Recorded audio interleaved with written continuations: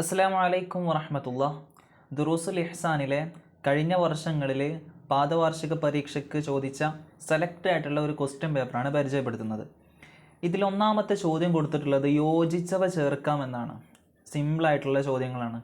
കാഫിറുകൾ മാപ്പാക്കുകയില്ല, പുറത്തു കൊടുക്കും, ഇഹ്സാൻ മാത്രമാണ്. ബ്രാക്കറ്റിൽ കണ്ടില്ലേ?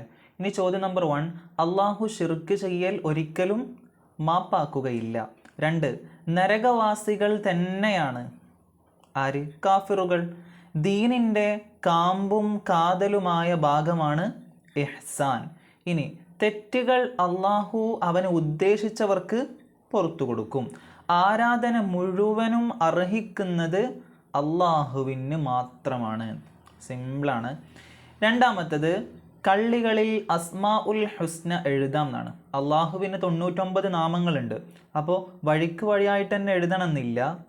9 എണ്ണം എഴുതാൻ പറഞ്ഞിട്ടുണ്ട്. നിങ്ങൾക്ക് എവിടുന്ന് എഴുതാം. റഹ്മാനു, റഹീമു, മലിക്കു, ഖുദ്ദൂസ്, സലാം, മുഅ്മിൻ, മുഹൈമിൻ, അസീസ്, ജബ്ബാർ. അത് കറക്റ്റ് ഇങ്ങനെ പോന്നാൽ മതി. ഹുവല്ലാഹുൽ ലദീ ലാ ഇലാഹ ഇല്ലാ ഹുവ റഹ്മാനു, റഹീമു, മലിക്കു, ഖുദ്ദൂസു, സലാമു, മുഅ്മിനുൻ, മുഹൈമിനുൻ, അസീസുൻ, ജബ്ബാറുൻ. 9 എണ്ണേ ചോദിച്ചിട്ടുള്ളൂ. ചിലപ്പോൾ 20 എണ്ണമൊക്കെ ചോദിക്കാൻ സാധ്യത ഉണ്ട്. പഠിക്കുക. മൂന്നാമത്തത്, പൂർത്തിയാക്കാം എന്നാണ്. നന്മ ചെയ്യുക എന്ന ഒരു അർത്ഥം കൂടി ഇഹ്സാനിനുണ്ട്. ലൗ കാന ഫീഹിമാ ആലിഹത്തുൻ ഇല്ലല്ലാഹു ലഫസദതാ. അള്ളാഹുവിന് 99 നാമങ്ങൾ ഉണ്ട്. 4, ഉസ്താദുമാരോട് കാണിക്കുന്ന വിനയം, താഴ്മ എന്നിവ അവർക്കുള്ള ആരാധന ആവുകയില്ല. ഇത് നേരം ചോദ്യത്തിലും വരാട്ടോ. ഉസ്താദുമാരോട് കാണിക്കുന്ന വിനയവും താഴ്മയും ആരാധനയാവുകയില്ല. എന്തുകൊണ്ട് എന്ന് ചോദ്യം വരാൻ സാധ്യതയുണ്ട്. അപ്പോൾ അതിൻ്റെ ഉത്തരം മനസ്സിലാക്കി വെക്കണം. എന്താ ഉത്തരം എഴുതേണ്ടത്? അള്ളാഹുവിനോട് ചെയ്യുന്ന ഇബാദത്തല്ല ഉസ്താദുമാരോട് കാണിക്കുന്ന വിനയവും ആദരവും എന്നതുകൊണ്ട് ഉദ്ദേശിക്കുന്നത്. അതിൻ്റെ കറക്റ്റ് അർത്ഥം പുസ്തകത്തിലുണ്ടാവും. ചെക്ക് ചെയ്യാം. ഇനി 4-മത്തത്, ഉത്തരം എഴുതാം. ഒരാൾ മുഹ്സിനാകുന്നത് എപ്പോഴാണ്?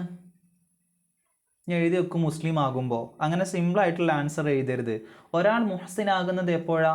താൻ ചെയ്യുന്നത് മുഴുവൻ അള്ളാഹു കാണുമെന്ന ബോധത്തോടെ ചെയ്യുന്ന എല്ലാ കാര്യങ്ങളും, അല്ലേ? ഇങ്ങനെ എഴുതിയാൽ മതി. താൻ ചെയ്യുന്ന മുഴുവൻ അള്ളാഹു കാണുമെന്ന ബോധത്തോടെ അവൻ ജീവിക്കുമ്പോഴാണ് അവൻ മുഹ്സിനാകുന്നത്. അപ്പോഴേ മുഹ്സിൻ എന്ന് പറയാൻ പറ്റുള്ളൂ. 2, ഒരാളോട് കൂടുതൽ അടുപ്പം തോന്നുക എപ്പോഴാ? അയാളെ കാണുമ്പോൾ, അല്ലേ? ഉത്തരം എന്ത് എഴുതണം? സ്നേഹിക്കുകയും സഹായിക്കുകയും വേണ്ടതെല്ലാം ചോദിക്കാതെ തരികയും ചെയ്യുമ്പോഴാണ് ഒരാളോട് കൂടുതൽ അടുപ്പം തോന്നുക. എപ്പോഴാണെന്ന് ചോദിച്ചു കഴിഞ്ഞാൽ സ്നേഹിക്കുകയും സഹായിക്കുകയും വേണ്ടതെല്ലാം ചോദിക്കാതെ തരികയും ചെയ്യുമ്പോഴാണ് നമുക്ക് അയാളോട് കൂടുതൽ അടുപ്പുണ്ടാവുക. 3, പേരുകൾ കൂടുന്നത് എന്തിനെയാണ് സൂചിപ്പിക്കുന്നത്? മഹത്വത്തെ. പേരുകൾ കൂടുന്നത് എന്തിനെ സൂചിപ്പിക്കുന്നത്? മഹത്വത്തെയാണ് സൂചിപ്പിക്കുന്നത്. മഹത്വം എന്ന് പറഞ്ഞാൽ പ്രശസ്തി. 4, അൽ കഹ്ഫ് സൂറത്തിൽ കർമ്മങ്ങൾ പാഴായി പോയവർ എന്ന് അള്ളാഹു വിശേഷിപ്പിച്ചത് ആരെയാണ്? അൽ കഹ്ഫ് സൂറത്തിൽ അള്ളാഹുവിൻ്റെ ഏകത്വത്തിൽ വിശ്വസിക്കാതെ സൽക്കർമ്മങ്ങൾ ചെയ്തവർ. ഒരുപാട് അമലുകൾ ചെയ്യുന്നുണ്ട്, പക്ഷേ അള്ളാഹുവിലും അവൻ്റെ റസൂലിലും വിശ്വാസമില്ല. പിന്നെന്താ കാര്യം? അപ്പം അവരാണ് സൽക്കർമ്മങ്ങൾ പാഴായി പോയവർ എന്ന് അള്ളാഹു വിശേഷിപ്പിച്ചത്. 5, അങ്ങേ അറ്റം നന്ദികേടും അക്രമവുമാകുന്നു അത്. ഏതാണത്? അള്ളാഹുവിൽ പങ്കു ചേർക്കുന്നതും അവൻ്റെ അസ്തിത്വം നിഷേധിക്കുന്നതും അങ്ങേയറ്റം നന്ദികേടും അക്രമവുമാകുന്നു. അള്ളാഹുവിൽ പങ്കു ചേർക്കുന്നതും അവൻ്റെ അസ്തിത്വം നിഷേധിക്കുന്നതും. അസ്തിത്വം എന്ന് പറഞ്ഞാൽ അവൻ ഉണ്ട് എന്ന യാഥാർത്ഥ്യത്തെ നിഷേധിക്കുകയും ചെയ്യുന്നത് അങ്ങേയറ്റത്തെ നന്ദികേടും അക്രമവുമാകുന്നു. ലാസ്റ്റത്തത് വ്യക്തമാക്കാനാണ്. തൗഹീദ് എന്നാൽ എന്താണ്? ഇബാദത്ത് എന്നാൽ എന്താണെന്നാണ് ചോദ്യം. തൗഹീദ് എന്ന് പറഞ്ഞാൽ എന്താ? ആരാധനക്കർഹൻ ഏകനായിട്ടുള്ള അള്ളാഹുവാണെന്ന് വിശ്വസിക്കുക, അതാണ് തൗഹീദ്.